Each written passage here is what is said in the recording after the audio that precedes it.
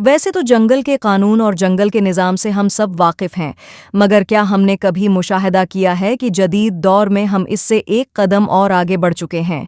अब हर शख्स अपने आप में एक निज़ाम बन बैठा है और अपने दायरा कार में अपना ही निज़ाम बनाकर ज़िंदगी बसर कर रहा है, जिसकी आम मिसालें रोज़मर्रा ज़िंदगी में हम देखते रहते हैं। मिसाल के तौर पर ताजिर की अपनी मर्ज़ी है कि वो चीज़ की कीमत जितनी चाहे तय करे, दिन में तिजारत करे या रात में, मिलावट करे या ज़ख़ीरा अंदाज़ी, ये सब उसकी मर्ज़ी में शामिल होता है क्योंकि वो अपने आप में एक निज़ाम बन चुका होता है। सेहत के शोबे में एक माहिर तबीब से लेकर वार्ड बवाए तक हर किसी ने अपने अपने हिस्से का निज़ाम बना रखा है। सफारिश, रश्वत मामूल बन चुकी है। अगर मरीज़ इनके बनाए हुए निज़ाम के मुताबिक चलता है तो ठीक, वगरना मरीज़ की क्या हालत होती है हम रोज़मर्रा सुनते और देखते रहते हैं। एक थानेदार जो रखवाला होता है वो अपने आप में एक निज़ाम बन जाता है। उसकी मर्ज़ी है जिसको चाहे छोड़ दे, जिसको चाहे पकड़ रखे, क्योंकि वो अपना एक निज़ाम बनाकर रखता है।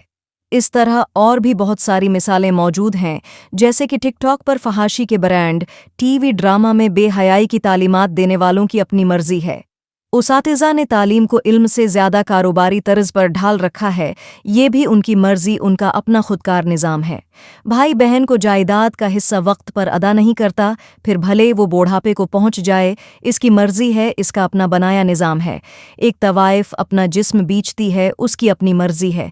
मालिक मज़दूर को तनख्वाह तोड़ तोड़ कर अदा करे, उसकी मर्ज़ी है। रेढ़ीबान नापतोल में मुनाफ़िक़त करे, उसकी मर्ज़ी है। और ये मर्ज़ी ही निज़ाम का नया नाम है जो आजकल हर कोई अपना अपना बना बैठा है। हर शख्स अपनी मर्ज़ी के निज़ाम पर अमल पैरा है। इसी को जानवरों का निज़ाम भी कहते हैं, या जंगल का निज़ाम, जहाँ जानवर अपनी अपनी मर्ज़ी के मुताबिक ज़िंदगियाँ गुजार देते हैं। क्या हमने कभी सोचा है कि हमें तो अशरफुल मखलूक़ात बनाया गया था? क्या हम अल्लाह के अता किए हुए इस मकाम की हिफाजत कर पा रहे हैं? हमें सोचना होगा कि हमें क्या मकाम नवाजा गया और हम क्या बन गए। अगर देखा जाए तो इस वक्त हम जानवरों के निज़ाम पर तर्ज़ ज़िंदगी गुजार रहे हैं और हमें ज़रा बराबर भी पशिमानी नहीं होती। हम अपनी बर्बादी में इस कदर मग्न हैं कि हमें अपने अजीम मकाम की भी कोई फ़िक्र नहीं। हम जानवरों से भी बदतर होते चले जा रहे हैं। जानवर भी एक दूसरे का हस्सा खा जाते हैं, तो हम भी तो ये ही कर रहे हैं। ताकतवर जानवर कमज़ोर पर काबिज़ रहता, तो हम भी तो ये ही कर रहे हैं। जानवरों के बदन नंगे होते हैं, क्या हमारे बदन भी इसी तरफ रवां दवा नहीं? बल्कि हम तो इनसे भी आगे जा पहुँचे हैं। जानवर बात नहीं करते, हम तो झूठ बोलते हैं। जानवर तिजारत नहीं करते, हम तो मिलावट करते हैं। जानवर पैसा नहीं खाते, हम तो सूद खाते हैं।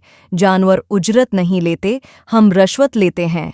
हमें समझना होगा कि हम कौन हैं, हमारा मकाम क्या है और हमें किस निज़ाम में रहना है।